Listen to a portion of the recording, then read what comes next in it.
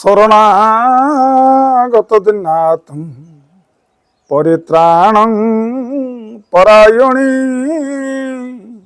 সর্বসাতে হরে দেবী মা শারদে দেবী নমস্তুতে। জয় মা শারଳା। ଆଜିକାର ନୀତିବାଣୀରେ ଆପଣମାନଙ୍କ ପାଇଁ ସୁନ୍ଦର କଥାଟିଏ। ସୁନ୍ଦର କଥା କହିବା ପୂର୍ବରୁ ମୋ ବିଷୟରେ ଜାଣି ରଖନ୍ତୁ, ମୁଁ ହେଉଛି ଜଣେ ଫିଲୋସୋଫର, ପ୍ରବଚକ। ମୋର ନାଁ ହେଲା ସୁରେଶ ମାହାଳି। କେବଳ ସମାଜର ମଙ୍ଗଳ ପାଇଁ ଆମେ ଏ ନୀତିବାଣୀକୁ ସେୟାର କରୁଛୁ ଏବଂ ଏ ନୀତିବାଣୀ ଆପଣମାନେ ଶ୍ରବଣ କରିସାରିବା ପରେ ଅନ୍ୟମାନଙ୍କୁ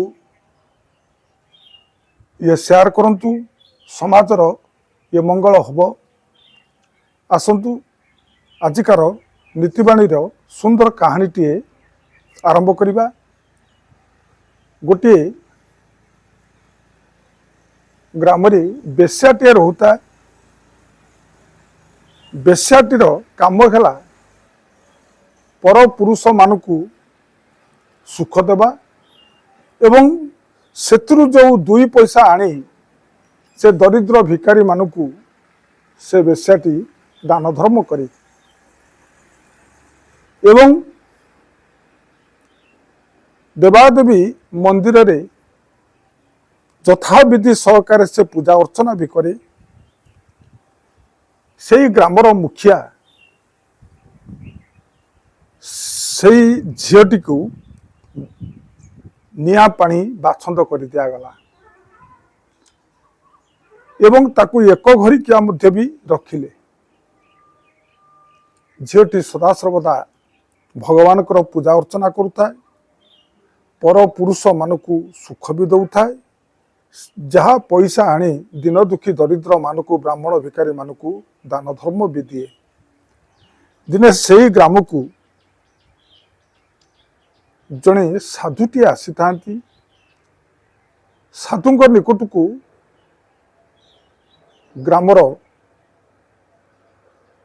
ନରନାରୀ ମାନେ, ପୁରୁଷ ବା ନାରୀମାନେ ଯାଇ ସାଧୁଙ୍କ ଠାରୁ ଉପଦେଶ ମଧ୍ୟ ପାଆନ୍ତି ଏବଂ ସାଧୁଙ୍କ ସଙ୍ଗ ଦୋଷରେ ସେମାନେ ଅତି ଖୁସି ବି ହୁଅନ୍ତି ଏବଂ ସାଧୁଙ୍କୁ ଜଣ ଜଣ କରି ନିଜ ଘରକୁ ନେଇ ଅନ୍ନଦାନ ବି ଦିଅନ୍ତି। ସାଧୁଜୀ ସେଇ ଗ୍ରାମରେ ବି କିଛି ଦିନ ରହିଗଲେ। ଥରେ ହଠାତ୍ ଏଇ ବେଶ୍ୟା ଝିଅଟି ସାଧୁଙ୍କ ନିକଟକୁ ଗଲା। ସାଧୁଙ୍କର ପାଦ ଛୁଇଁ ପ୍ରଣାମ କଲା। କହିଲା, ସାଧୁଜୀ, ଆଜି ସନ୍ଧ୍ୟା ସମୟରେ ମୋ ଭଙ୍ଗା କୁଡ଼ିଆ ଘରକୁ ଯଦି ଆପଣ ଯାଆନ୍ତି ଟିକେ ମୁଁ ଭିକ୍ଷା ଦିଅନ୍ତି। ଜୀବନରେ ମୁଁ କେବେ ସାଧୁ ସେବା ତ କରିପାରିନି। ଯଦି ଆପଣଙ୍କ ସେବା ଟିକେ କରିପାରନ୍ତି ତାହେଲେ ମୋ ଜୀବନ ଧନ୍ୟ ହୋଇଯାଆନ୍ତା। ଏ କଥା ଗ୍ରାମର ମୁଖିଆ ଶୁଣିଲା। ମୁଖିଆ ସାଧୁଙ୍କୁ କହିଲା, ସେ ଜଣେ ହେଉଛି ବେଶ୍ୟାଟିଏ, ତା ଦେହ ହେଉଛି ଅପବିତ୍ର, ତା ଘରେ ଆପଣ ଭିକ୍ଷା ଗ୍ରହଣ କରନ୍ତୁନି। ସାଧୁଜୀ କହିଲେ, ଝିଅଟି ଶରୀର ଯଦି ଅପବିତ୍ର ହେଲା ତାହେଲେ ଏ ଗ୍ରାମର ଯେଉଁ ପୁରୁଷମାନେ ଅଛନ୍ତି, ଏଇ ପୁରୁଷମାନଙ୍କ ଭିତରୁ କିଏ ପବିତ୍ର ଅଛ ତାହେଲେ ମୋ ଆଗକୁ ଆସ। ଗୋଟିଏ ନାରୀ ପାଖକୁ ଗୋଟିଏ ପୁରୁଷ ଗଲା, ଯଦି ସେ ନାରୀ ଜଣକ ଅପବିତ୍ର ହୋଇଗଲା, ସେ ପୁରୁଷ କଣ କେବେ ପବିତ୍ର ହୋଇପାରିବ? ଏହାପରେ ମୁଖିଆ ତଳକୁ ମସ୍ତକ କରିଦେଲା। ସାଧୁଜୀ ବୁଝେଇ ଦେଲେ,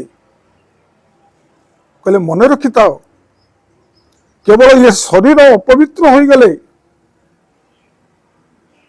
केवल आम अपवित्र बोली ता माने नुहे। निर्मल मनजन सोमयी पावा मोई कपट छल छिद्र न भावा।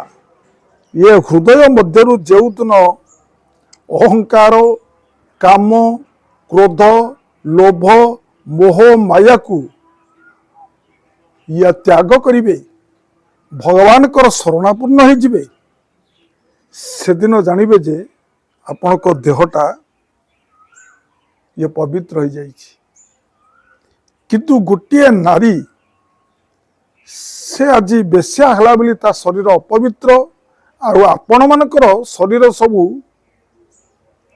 ये पवित्र या ठीक नुहे। यही थला नीतिवाणी मोर ये निर्जास कथा। ये कथा को जदि आपण मानकु भल लागितिबो आपण माने मोर यही वीडियो को लाइक करी गोटे सब्सक्राइब कर दियंतु, अन्य मान को शेयर करंतु, समाजर मंगल हब। घरे आजिकार अनुचिंता घरे देवादेवी पाखरे मांगलिक फोटो केतबेले रखिबेनी, या अशुभदायक। घरे देवादेवी फोटो निकटरे मांगलिक फोटो रखिबेनी, अशुभदायक। एतिकी कही मोर नीतिवाणी अनुचिंता को समाप्त करुच्ची। ये प्रणाम। जय जगन्नाथ।